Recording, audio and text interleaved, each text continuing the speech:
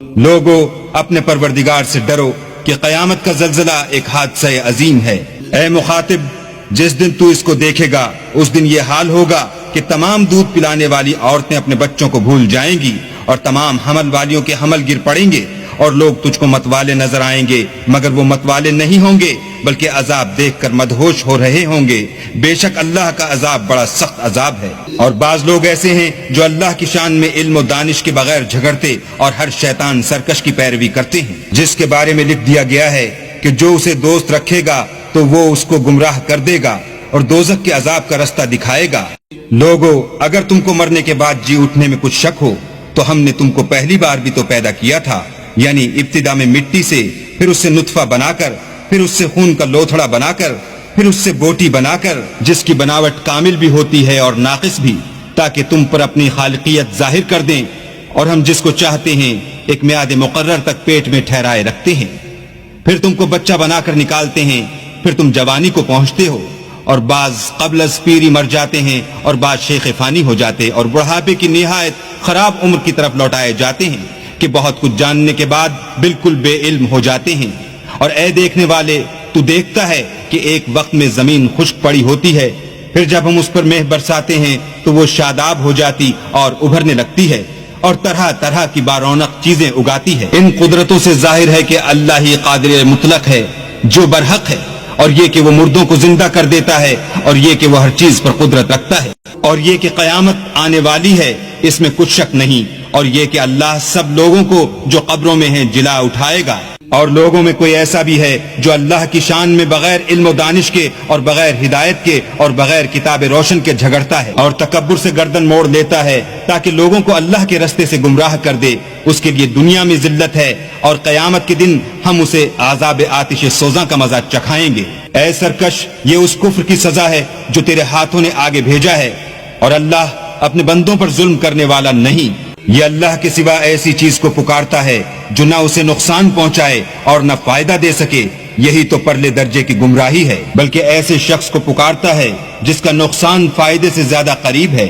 ایسا دوست بھی برا اور ایسا ہم صحبت بھی برا۔ جو لوگ ایمان لائے اور عمل نیک کرتے رہے، اللہ ان کو بہشتوں میں داخل کرے گا جن کے نیچے نہریں چل رہی ہیں۔ کچھ شک نہیں کہ اللہ جو چاہتا ہے کرتا ہے۔ جو شخص یہ گمان کرتا ہو کہ اللہ اس کو دنیا اور آخرت میں مدد نہیں دے گا، تو اس کو چاہیے کہ اوپر کی طرف یعنی اپنے گھر کی چھت میں ایک رسی باندھے، پھر اس سے اپنا گلا گھونٹ لے، پھر دیکھے کہ آیا یہ تدبیر اس کے غصے کو دور کر دیتی ہے۔ اور اسی طرح ہم نے اس قرآن کو اتارا ہے جس کی تمام باتیں کھلی ہوئی ہیں، اور یہ یاد رکھو کہ اللہ جس کو چاہتا ہے ہدایت دیتا ہے۔ جو لوگ مومن یعنی مسلمان ہیں اور جو یہودی ہیں اور ستارہ پرست اور عیسائی اور مجوسی اور مشرک، اللہ ان سب میں قیامت کے دن فیصلہ کر دے گا۔ بے شک اللہ ہر چیز سے باخبر ہے۔ کیا تم نے نہیں دیکھا کہ جو مخلوق آسمانوں میں ہے اور جو زمین میں ہے، اور سورج اور چاند اور ستارے اور پہاڑ اور درخت اور چار پائے اور بہت سے انسان اللہ کو سجدہ کرتے ہیں، اور بہت سے ایسے ہیں جن پر عذاب ثابت ہو چکا ہے، اور جس شخص کو اللہ ذلیل کرے اس کو کوئی عزت دینے والا نہیں۔ بے شک اللہ جو چاہتا ہے کرتا ہے۔ یہ دو فریق ایک دوسرے کے دشمن اپنے پروردگار کے بارے میں جھگڑتے ہیں، تو جو کافر ہیں ان کے لیے آگ کے کپڑے قطع کیے جائیں گے اور ان کے سروں پر جلتا ہوا پانی ڈالا جائے گا، اس سے ان کے پیٹ کے اندر کی چیزیں اور کھالیں گل جائیں گی، اور ان کے مارنے ٹھوکنے کے لیے لوہے کے ہتھوڑے ہوں گے۔ جب وہ چاہیں گے کہ اس رنج و تکلیف کی وجہ سے دوزخ سے نکل جائیں تو پھر اسی میں لوٹا دیے جائیں گے، اور کہا جائے گا کہ جلنے کے عذاب کا مزہ چکھتے رہو۔ جو لوگ ایمان لائے اور عمل نیک کرتے رہے، اللہ ان کو بہشتوں میں داخل کرے گا جن کے نیچے نہریں بہ رہی ہیں، وہاں ان کو سونے کے کنگن پہنائے جائیں گے اور موتی، اور وہاں ان کا لباس ریشمی ہوگا، اور ان کو پاکیزہ کلام کی ہدایت کی گئی اور خدائے حمید کی راہ بتائی گئی۔ جو لوگ کافر ہیں اور لوگوں کو اللہ کے رستے سے اور مسجد محترم سے جسے ہم نے لوگوں کے لیے یکساں عبادت گاہ بنایا ہے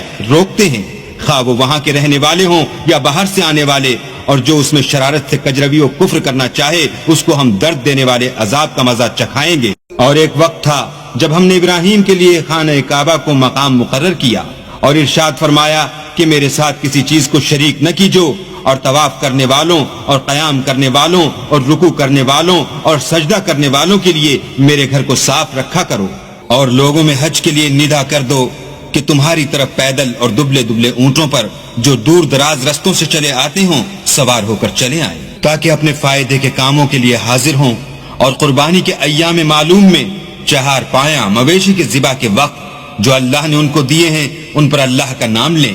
اس میں سے تم خود بھی کھاؤ اور فقیر درماندہ کو بھی کھلاؤ۔ پھر چاہیے کہ لوگ اپنا میل کچیل دور کریں اور نظریں پوری کریں اور خانہ قدیم یعنی بیت اللہ کا طواف کریں۔